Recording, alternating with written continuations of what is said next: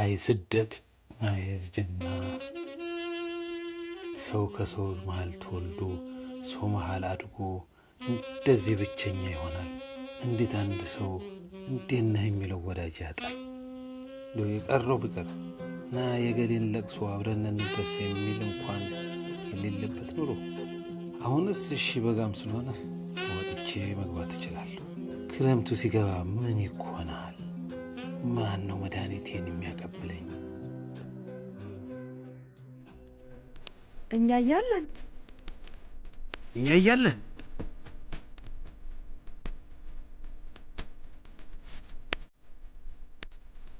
እኛ እያለን ብቻውን አይሆንም።